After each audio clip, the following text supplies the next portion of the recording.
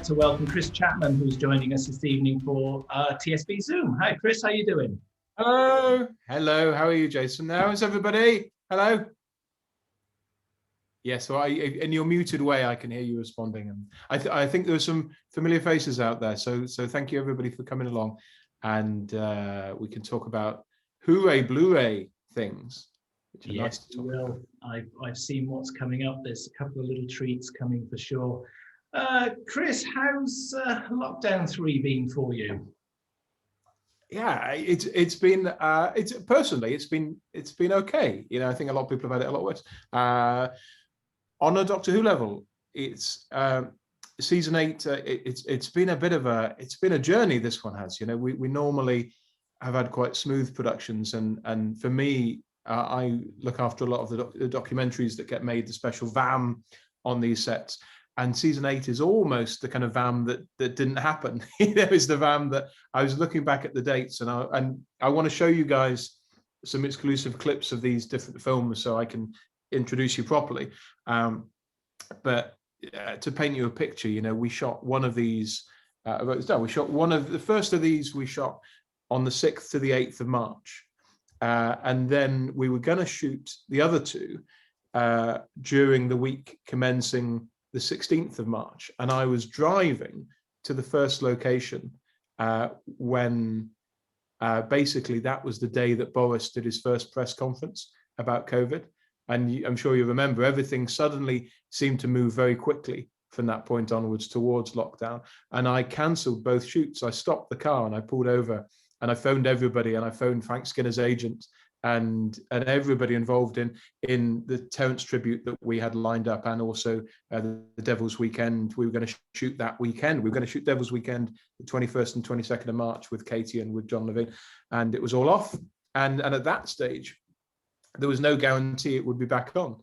You know, I guess none of us knew whether we were entering something short term or something that could be, you know, we could have been Mad Max a few months down the line. You know, it could have been properly nasty. And also, you know, we wanted to film with people like Elsa Dicks. Terrance Dicks' widow was a very key individual for that film, and you thought, you know, can we safely do that? And we didn't come to restage those films until October, November time. But there was genuinely a point in the year when I thought, I don't know if we're going to make these, because are we going to be safe enough to make these? Is the industry going to come back enough for us to make these? So I stand before you tonight genuinely relieved that I have some things to show you and that they exist, because they very nearly did not exist this year. And so that's testament to all the people who trusted us and helped us put things in place to do it safely. And it was a big relief of mine to get through this set. And actually, I think it's probably the one I'm happiest with in terms of the mix of those 3 films, which are all very different, and I'm really, you know, pleased in different ways with them. What sort of restrictions did the sort of the COVID work plan place on how you set about sort of approaching the filming of these? I mean, I was quite lucky that I April 1st, fittingly enough, I started a 10-month contract with the Beeb on Countryfile. And Countryfile was one of the few TV shows that really could almost continue as it was. It's kind of, I was filming with Adam Henson out at his farm, where you've got me shooting and a presenter talking and filling up his animals and so on. And basically, that's the perfect COVID telly, because it's outside, it's minimal crew, you can socially distance. And so with the Who's, I was trying to take what I'd learned from that. There were a couple of things we had to lose, where you just thought, with, you know, where I wanted to film like indoors in a smaller location, and you thought, I just can't put this many people in a room without them being in masks, and that's going to be shit. So I'm going to need a bigger room. Or, you know, on Devil's Weekend, we were going to involve the Headington Quarrymen, the Morris dancers. And COVID meant that the guys who were there originally in the Demons, who are still in that group, are very vulnerable, extremely vulnerable, and they kind of said, we just can't travel, we can't leave our homes. So that's where you hit the biggest brick wall, is if people genuinely just are very rightly saying, I can't leave my house because I might die. And that's the thing, that you can't in any way say, oh, but you can't disagree with that. You just have to say, okay, yep, that's fine. Mostly things got better, which sounds a bit weird, but because we had the gap, it meant I could reapproach a few things, and I can talk about those with the individual films, but all of them are better having been delayed. Well, the two that were delayed, Devil's Weekend and the Terrance Tribute, are both better films than they would have been in March. They both lost one or two things, but they gained bigger things because I just had more time to think around them and think, are we doing this right? And for instance, on Devil's Weekend, we wouldn't have had a drone if we'd shot it in March, because I didn't think I could afford it then. And then I just found some money down the back of the sofa and thought, actually, I'm going to get a drone. But if you watch any of that film, it is dominated by its drone photography, and we would have lost that if we'd shot in March. So karmically, it's not necessarily a bad thing. Although I was saying to Doctor Who magazine, somebody should interview the Headington Quarrymen right now, because that is an untold story of, you just want the 3 or 4 guys who are still in that group who did the Morris dancing with John Pertwee deserve their own Doctor Who film or something. We should get Toby over there straight away. But so actually we survived pretty well. And on the shoot days, mostly it's trying to encourage social distancing in every way we can. We were always doing temperature checks, so anybody coming into the environment would get a temperature check. I was wearing a mask at every moment of filming, and the other crew members were as well. So we're doing everything that we safely can. And obviously, anybody who's saying, "I'm worried," we're immediately saying, "Well, you shouldn't come. Then you shouldn't be involved in this." But we were lucky to get them both shot before the kind of second lockdown in November came in. These were basically shot in that kind of end of summer, start of autumn period where things did relax a bit and then tightened up. So we were lucky to get them in. Equally, for season 24, we've done a Doctor's Table that we shot in December on the 1 week that London restaurants have been open in the last 4 months or so. So we've been very lucky, and will hopefully continue to be. Which is the one we shot pre-lockdown, which is called the Direct Route, which I'm hoping will be the start of a new series, and it's kind of a celebration of Doctor Who locations. It's a bit like that. What's that book that everybody talks about? The Travels Without a TARDIS, the one by the 2 American fans.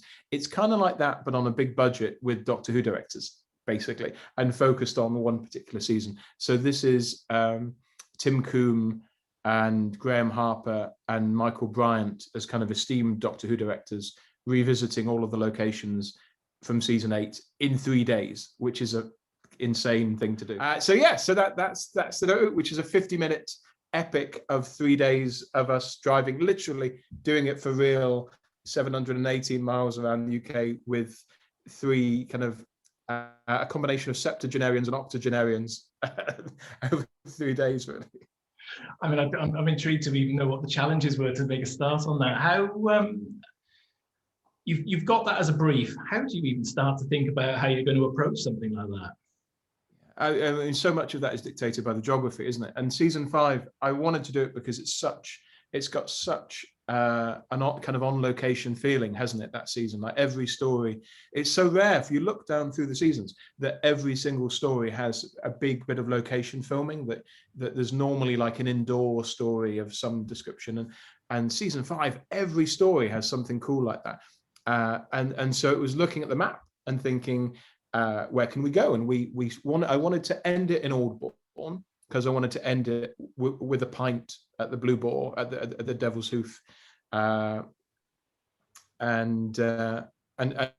work our way to there. So I didn't want to do it chronologically by episode, and so it made sense to start at Dover Castle, which we filmed at before, but never on the scale that we do with this.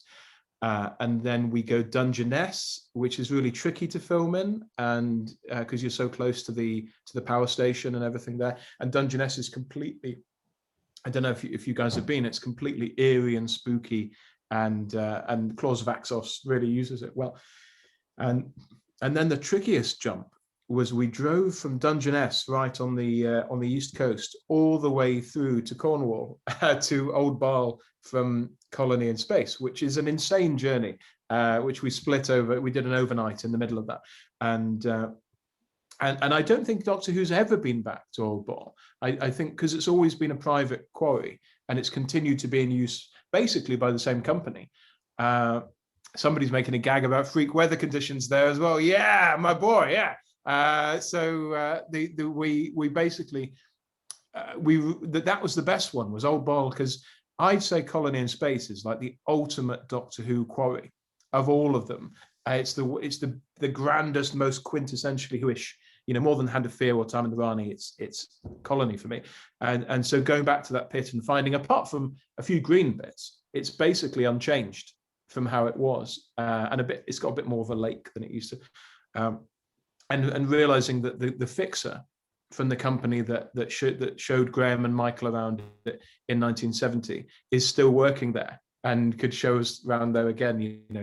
I think that one will feel really fresh and new. And then I'd never seen anything about the radio telescopy place in Terror of the Axon. In Terror of the Autons. So being able to go to Dunstable and revisit there, because of course that's where they have the big fight at the end between Unit and the Autons, and everything is all there. So that it just felt like a really cool way of doing it. And having the drone for the whole thing, I think, means that you'll see those locations in a way that you've never seen them before. Somewhere like Aldbourne that feels very familiar. I think it kind of it brings that to life a bit more than you'd experience if you went to Aldbourne for a day out, which you should, because it's amazing. But it was lovely to see it from the air as well. I mean, I think the bit I'm really looking forward to here in seeing this when it's released is the reactions of the three of them, because clearly they won't have been back to those locations for quite a number of years. What was your takeout from the way that they were reacting? What was the experience for them? Well, what we want the series to be is, we've done a lot of documentaries where people go back to their locations. We just did the Fury from the Deep one, where it's all about them reminiscing. And actually what I wanted with the direct route was the directors normally never meet. A story has lots of actors, but one director, and it's like Ghostbusters. You can't cross the streams, and they're in their individual pods. And I wanted to hear it sounds a bit geeky. I wanted to hear what Michael Bryant thought of Christopher Barry's direction on The Demons. And I wanted to hear what Graham Harper thought of Barry Letts. And I wanted them to critique each other's work and to kind of walk into a space and say, yeah, I would have shot over here because this bit's better over here, or wow, he did this, and I wouldn't have dared to shoot in this kind of location with so much of the public around. So it's kind of a series about them. It's more about them reacting to other directors and being able to empathize and say, I know what that guy was facing, and this is my perspective. And I hope in the future ones, I'd love to get some of the modern Who directors, people like Rachel Talalay and Eros Lynn and people like that, and to airdrop them into classic Who, to be able to look at the clips and say, wow, I'm amazed at what they achieved here, or this is Bobbins, they should have done this somehow differently, or whatever. But I in a good humored way, to just give a different directorial perspective is what that film's about, really. And I bet the pint tasted really good at the when you got to Aldbourne eventually. It was good. It was good. Yeah, I mean, it was a busy 3 days, and mostly that was traveling. That you think, actually, it's the kind of journey that you can do in a couple of days with your family, fine. But if you're filming big sequences and big setups and so on, then it was a busy one. And that was just at the point when Tim Coombe phoned me up and he was saying, have you heard about this COVID thing, Chris? Should we be worried about this? And I was like, no, well, the hotels say they're taking precautions and we'll be using anti-vax, and it seems like a naive time in a way when I look back at it. But I hopefully we can do these for other seasons, because I'd love to you could do a really good one for the locations in season 22, where you could go to Spain and Mark of the Rani and all that, or to do one for, I'd quite like to do one with like Coal Hill School and places from Silver Nemesis and all that for season 25. I think there's a lot of meat you can get, because a lot of these locations are still there and still really vivid and exciting to explore. I look forward to seeing I look forward to seeing this particular feature, but obviously seeing some of the future ones that you've got planned as well. I think it's one of the things Doctor Who fans are most united in, isn't it, Jason? Is that affection that we have for Terrance, for Uncle Terrance. And I was lucky. I interviewed Terrance 4 or 5 times, I think, when we did the DVDs, and he was always this lugubrious, gentle, thoughtful figure. And I remember when we did the Mind of Evil making of, we had him and Barry down together to be interviewed, and we just got to spend lunch with them that day. Not long, I think it was like the last thing that Barry filmed, and so I kind of felt a little bit of a debt to Terrance to think we've got to do him right. And I guess normally on these kind of ones, I would have phoned up Toby, and Toby Haydock and I, we've done a lot of these kind of more sensitive historical biography type docs. And I was just aware that Frank Skinner, I'd seen Frank at the BFI events and knew that Frank was a genuine fan, and hoped that he might be. It felt like it was kind of his era, and I thought, maybe this is the kind of thing we don't, our budget on any of these is basically 10% of what it would be for telly. So we're never, nobody is getting rich or retiring early off doing Doctor Who documentaries, but I thought maybe this will be a goodwill thing that Frank will be interested in.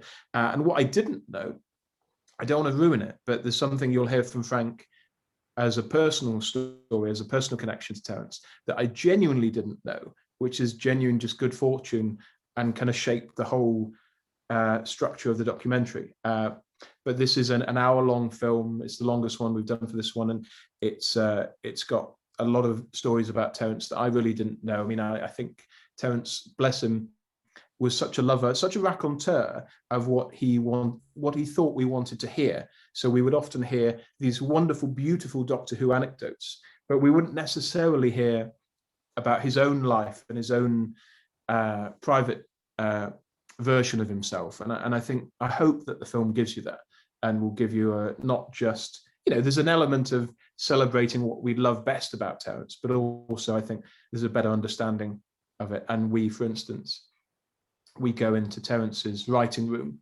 in his house, which even his family weren't allowed into until after he died. So you will see this basically sacred place that he'd written in since the end of the Pertwee era.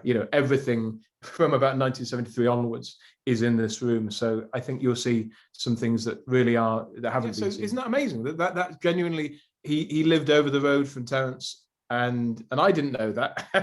And you just think that is meant to be, that Frank should get to tell that story.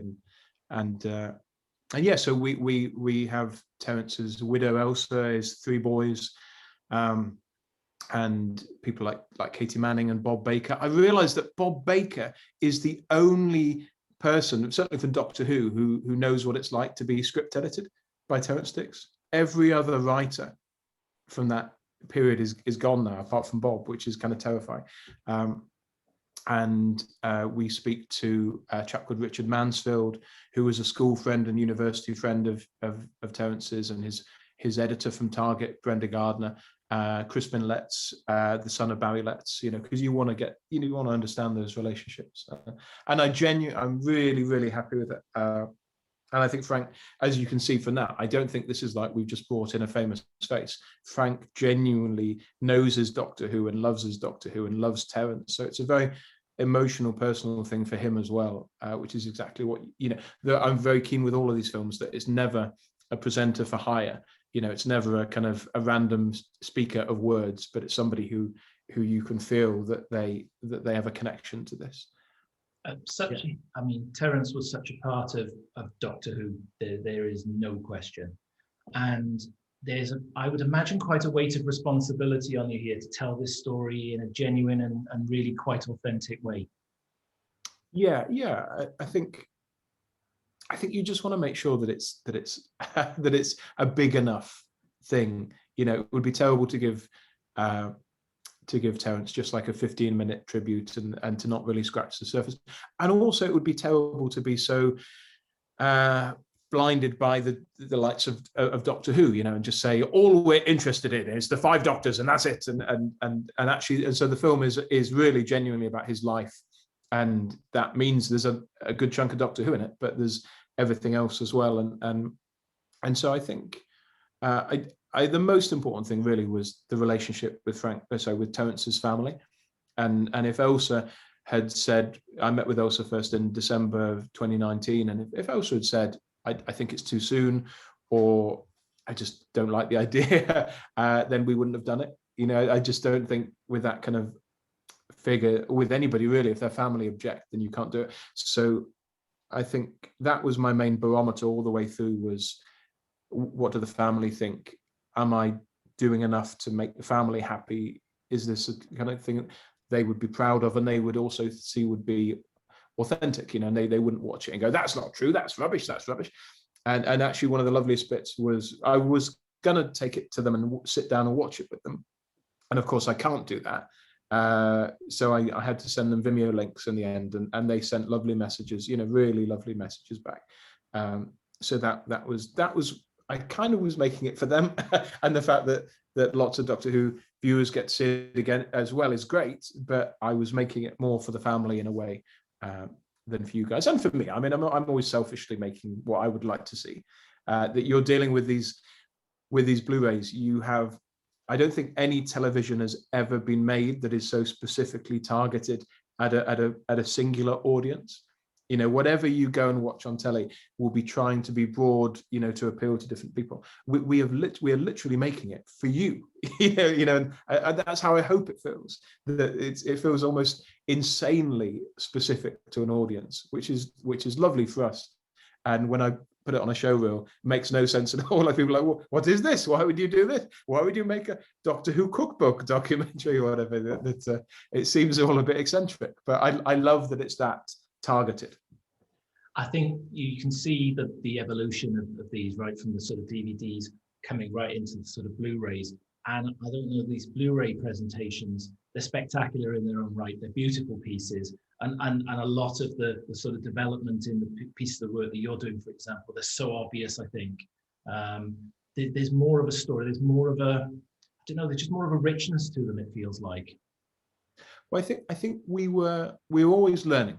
And if you go back and watch my first documentaries on the DVDs, then they're kind of a bit rubbish. And if you watched, like, I started and did the Gallifreyan Candidate on the Deadly Assassin DVD, or Time Zones on the War Games DVD, and they're really basic films. And because I was learning and getting to grips with it, and I think we've grown and evolved. So when the DVD range ended and we were doing things like Looking for Peter and Haydock versus Havoc and Living with Levine, I was thinking, this is it, this is the kind of film we want to be making. But we ran out of stories. We got to the end of the train track. And so the Blu-ray range has really been this wonderful extension of a train track, almost like a Doc Brown train time machine takes off from the train track. And that's been an incredible privilege for us, because that freedom to play with the form is crazy and great. And I think I've said this before, but I think that the biggest spirit of the Blu-ray van, which comes from Russell Minton, from the executive behind it all, is interaction. You know, that sense on Behind the Sofa, that you're not seeing the stars of the show interviewed in isolation. You're seeing what they're like together. And that dynamic brings out different things from them that you haven't heard before, and they remind each other of things that they've forgotten. And that connection has dribbled down into the other documentaries too. So when I'm doing something now, when we're not isolating them, you know, we're sharing them with each other, and that encourages you to make a different type of film that feels more free-flowing and more unexpected. Because you can't direct and control them. You can't put them in a talking head bubble. You have to let them wander around. So I think it's all been good. It's been the Who-rays have come along at just the right time to see that evolution. Basically, you're doing season 8. You have to do something big on the Demons, because it's whatever we think. And I love the Demons, but whatever you think, it is probably the most biggest iconic story from that year. And when the DVD came out, I did a making of for that called The Devil Rides Out, where I thought at the time I shouldn't go back to Aldbourne, because Keith Barnfather and Real Time, it is Real Time, isn't it? Have done Return to Devil's End if you haven't seen it, you should see it. It's still available, which was this, they filmed it in like 94, 95. And they got John Pertwee, and they got John Levine and Richard Franklin and Christopher Barry, and they took them all back to Aldbourne and basically had a lovely day of wandering around and chatting. And I can't give you that. I can't give you John Pertwee or Nick Courtney. And so when we did the DVD, I thought, I'm not going to do that. I'm going to do a studio thing and make it more focused on the stories. And actually I came to this and thought, why didn't I do that? Why didn't I go to, why would you not go to Aldbourne? And I also remembered, you know, something like Return to Devil's End, Toby Haydock hasn't seen that film. So if Toby Haydock hasn't seen Return to Devil's End, the other people haven't seen it either. And I just thought it deserved, Aldbourne and Devil's End deserves something official and big without treading on the toes of Return to Devil's End, you know. So I didn't want it to be the same kind of thing. And I was aware that they didn't have Katie because she was in Australia at the time. So having Katie Manning at the kind of forefront with John Levine, just having two of them, not saying let's throw all the guest stars in, but just having two people who, like the one we did in Wales for the Green Death, like Keeping Up with the Joneses, we could say this is more about Aldbourne and the people who remember it and the witnesses to Doctor Who. That moment when Doctor Who came to town can be so moving and massive, you know, when it's somebody's childhood or it's somebody's family. Only if you've got the most amazing Katie, who I adore, but you've got Aldbourne, which is an amazing setting. You know, I even get tingles up my spine when I drive into Aldbourne every time. What's it like? Well, everybody should go. I mean, I think the most moving thing about Aldbourne is that they very intentionally haven't allowed it to change. You know, I think there were quite a lot of things in place to stop it from changing. So I think that it's the perfect Doctor Who location to go back to, because you recognise everything. You don't have to squint. You know, you can say, well, that's the pub, and that's the church, and that's the green, and I'm in Doctor Who, and so I mean, I would say for anybody, once we can travel around, you know, go there, sit in the pub, they do lovely food in the pub, soak it up, because it's a beautiful place, and we try in the film to really dig a bit deeper than that as well, and you know, we go up and there's a beautiful scene up at the Barrow with Katie and John, and we meet a lot of local people who have stories that haven't been told before about the original filming. So I think there'll be a lot of surprises, but also, you know, we had beautiful weather. This was weirdly at the start of October. There was a weekend when it was amazingly sunny and lovely for 48 hours, and we took full advantage of that. So. I kind of feel it's going to get a sense of behind the scenes in Aldbourne, just a little bit of just a bit of a feeling of the place. I'm really looking forward to that one. And I know actually there was quite a story here, because you were caught out by a couple of visiting fans, I believe, while you were filming, and they didn't spoil the story for you. I think Paul and Richard, who might be this evening.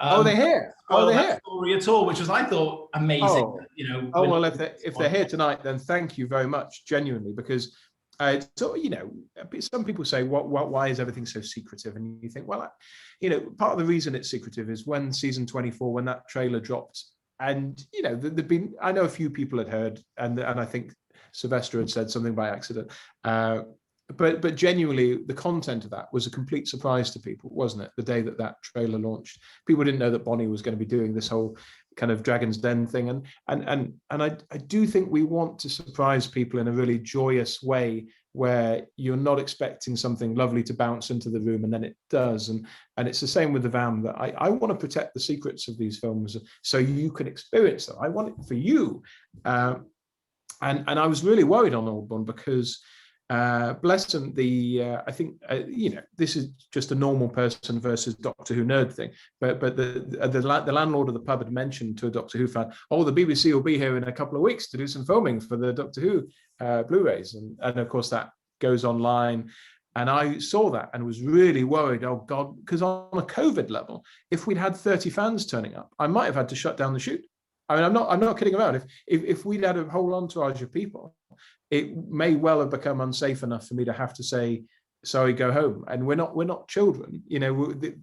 Our actions have consequences like that. Mercifully, nobody picked up on that post particularly, and on the day, I think those two fans that you mentioned just happened to be there as human beings, and I went over and said, do you mind?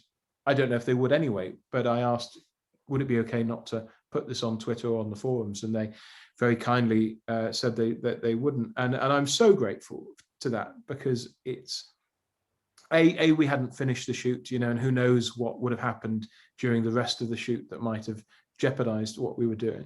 But also it just keeps it special, and it doesn't become one person showing off and saying, look, I've got this news, and slightly ruining the party. I just think it's a surprise can be a beautiful thing if you protect it. Definitely. Yeah, indeed. We live in. So thank you. If they're here tonight, thank you very much. I think one of them is particularly. We live in a world of spoilers, so it is kind of nice when that doesn't happen. Right, we are going to go to our first audience question, and we've got David Maskell, who's going to ask a question. David, are you there with us? Hello, can you hear me all right? Yes, we can. I can hear you. Yeah, just to let you know, that's a parrot in the background. You're not going mad. just to make that way. So my question, the Sarah Jane documentary on season 14 was heartbreaking, especially the bit with Tom getting all emotional. Are there any plans at all to do one with maybe Mary Tam or Barry Letts or Caroline John when eventually those will come out on Blu-ray? Yeah, thank you. I'm glad you enjoyed it, like David, the Sarah Jane one, the Liz one, and that was a real kind of, you talk about the pressure of Terrance Dicks, but the pressure of trying to tribute to Liz is on a different level, if you know what I mean. And I think that we probably wouldn't do a Barry or a Caroline John one because on the what we're trying to do is not repeat ourselves from the DVDs. So on the Blu-ray that they did for Spearhead from Space, we did a Caroline John one, which I was really happy with, and so for that I wouldn't revisit that, because if you see that film, it's Geoffrey Beavers being beautiful about his wife, and Ed Stradling did a lovely Remembering Barry Letts tribute. I'd love to do a Mary Tam one. I'd love to do a Graham Williams one, like a proper one. I'd love to do an Ian Marter one. I'd love to do an Adrian Hill. I'd love to do basically everybody who's not had one. I want to do a beautiful one for, and I'd love to do a Verity one. I'd love. I think that's the lovely thing. Michael Craze. You could do such a with Michael Craze. I think there's a really interesting personal human story to be told as well. So I think all those doors are open. I'm sure, because I don't think there is any kind of Mary Tam tribute. I don't think, because she died after season 16 was released, and so where do you put that at that point? So I'm sure we would try and do a Mary Tam piece at some point. Is there anybody else you think we should do a thing for? We're getting loads of mentions. The Brig. Brig is coming up. Jacqueline Hill. They have done a Nick Cornick. We would it's like with some of them it's slightly trickier because they have done them on the DVDs, and I really because those films will be included in the Blu-rays. I don't want to repeat that stuff for the sake of it. I want it to be new stuff. And there has been. I'm seeing the comments now. Richard Handel, you could do Handel. I kind of liked our little tribute to him in the cookbook. In the middle of this very silly documentary, you get the last letter, basically, that Richard Handel ever sent. Excuse me. Peter Pratt. Now that would be a documentary. We're going to do. What's the name of the chap from the TV movie who played the master at the very beginning, who's just in there as a silhouette? What's his name? We should do every version of the master. I can't remember his name.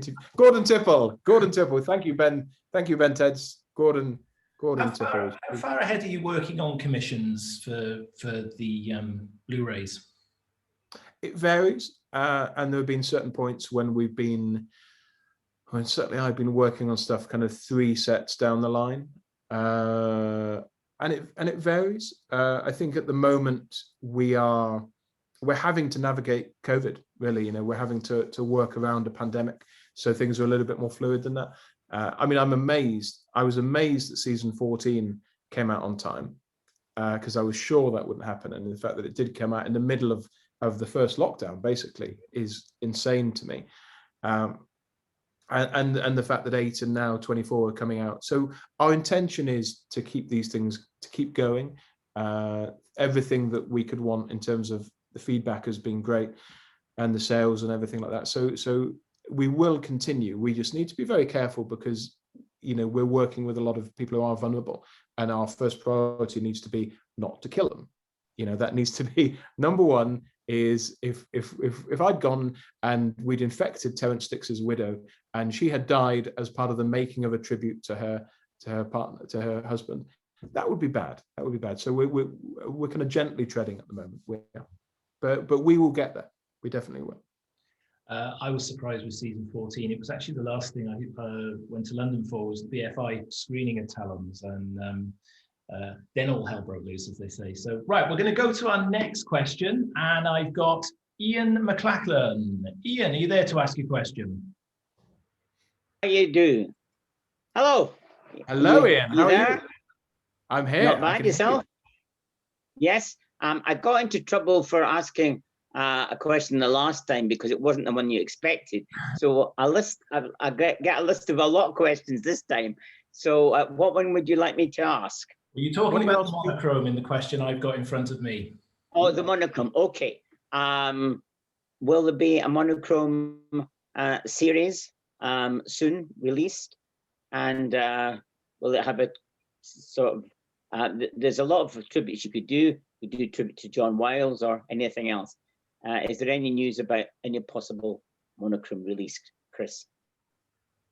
Okay, so a recurring theme of this will be how that I can't tell you anything about the future precisely, but obviously we are heading towards, you know, we are equally in love with the black and white stories as we are the rest of Doctor Who. So it will happen, but I can't tell you anything more than that at the moment. I mean, it will happen with the same degree of love from us as any other season. So you will, you know, absolutely people like John Wiles and those figures. I think people like John Wiles and even people like David Whittaker, I feel like we just haven't talked about enough. There are these slightly invisible black and white figures in Doctor Who's history where we get so sidetracked by how wonderful Verity Lambert is, and she was wonderful, but there were these other figures who just seem like musty old men in suits who I want to hear more about. So I would love to dig deeper into that. And I don't think, I saw somebody commenting online today saying,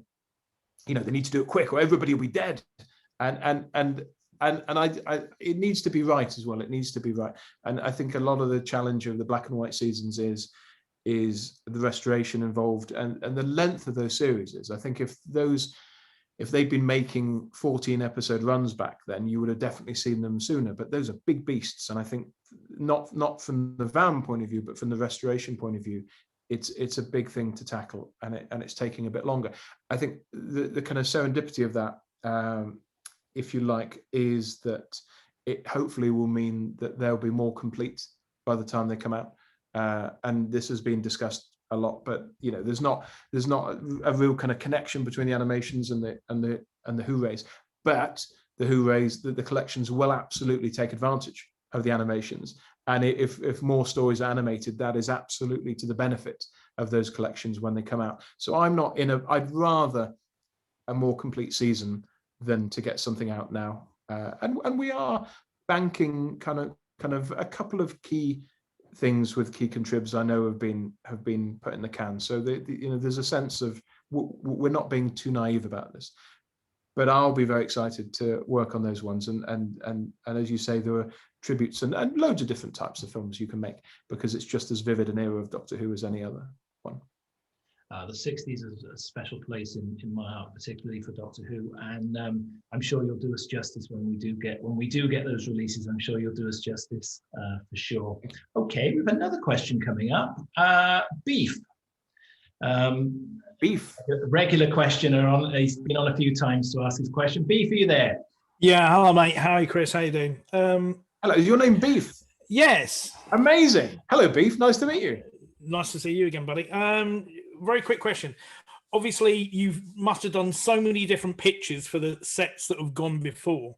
and obviously you can't spoil any ideas if you want to reuse them, but were there ones that got rejected or turned down that you really would have loved to have got made and that you never got the chance to do, but you really, really wanted to do? Yeah. I'm trying to think what we've done. Russell has been very good on these ones of, I've always felt like the best ideas that we pitched have been the ones that have been commissioned. It's never that weird situation where you think, oh no, they've gone for my least favorite idea from this. It's always been fairly close to it. I think there was some from the DVDs that we'd pitched that I don't think we ever thought would get off the ground either. You know, I think I was trying to convince Adam and Joe about 10 years ago to do a documentary about Doctor Who fandom, you know, to do a tongue-in-cheek thing about the history of Doctor Who fandom and maybe use like the little toy, you know, to do it like their toy films that they used to do on Adam and Joe. And you know, there's always that sense of pitching something more eccentric. And I normally, you know, there were some situations that I on season 24, I kind of said, I can probably only do one film for season 24 in terms of my time. And I pitched a doctor's table and I pitched a writer's room. And they went for the doctor's table. And actually, I'm very glad that they did, because it's a great film that I'm really happy with. And a writer's room would have been quite tricky on that. You know, you wouldn't have quite had the same, had the best kind of number of people. And also, I hope we'll do a writer's room on season 25, when you can really get an interesting bunch together again. I don't know if you need 3 different Andrew Cartmore-led writers' rooms, you know. So I think the variety there is good. But I think recently, certainly, they've tended to go with the ideas that I'm most enthusiastic about. There'll always be some shit ones that I think, oh, I'm glad they didn't go for that. That was just in there making up the numbers. But and we're pitching stuff at the moment, you know, that I'm really excited about, and you know, and continuations as well. Things like the direct route that I'd love to do more of, and tributes that we'd love to do, and things I can't talk about. But generally, I feel like the right things have been picked. We can all hope for a spoiler or two, but we don't want them really. So I think we're sort of time's about to defeat us. Before we go to that, season 8, we're really looking forward to it. It's out, hopefully, fingers crossed, in a month's time. You've spoiled us with some real treats tonight. Which is your favourite of the 3? I don't know. Don't ask me that. I think I love them in different ways. I think the Terrance one is, I think I think weirdly, a lot of our Doctor Who documentaries have ended up being quite emotional affairs and seem to ride this way. I mean, I genuinely, as a documentary maker, what I want to engender is joy and human existence and life and joy, all kind of, and joy can be, for me, kind of sad and tragic, or it can be hilarious. And I want that kind of, that energy in a film. And so I think there's some stuff in the Terrance film when Frank visits the house at the end ultimately and knocks on the door that he's been putting off for all these years, which I'm really, really proud of, and I hope people respond to.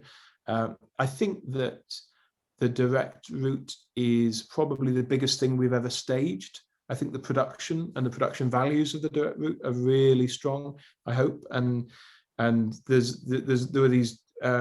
There's a whole sequence building up to them arriving in the quarry from Colony in Space that feels like it's I hope it feels like it's in a movie. You know, it feels genuinely big and epic and stomping. And then Devil's Weekend, I'm just really happy because I think it's one of those films that on paper you could have gone, hasn't the story been told before? And actually, I really don't think it has. And emerging from the other side thinking, I feel like we've done something new and fresh. When maybe a lot of people who I think turn on that film thinking, oh, I know all about this. And I hope that those people will be, to coin JNT, will be surprised and delighted, and it will mean something to them.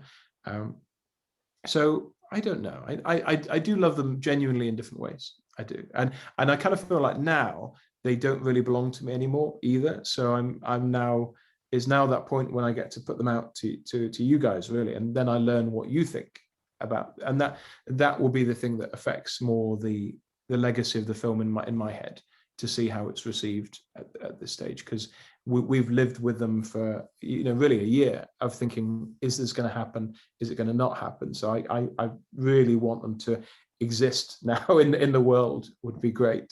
Definitely. We want them to exist. We're looking forward to this release massively. Folks, please show your appreciation for the brilliant Chris Chapman, please.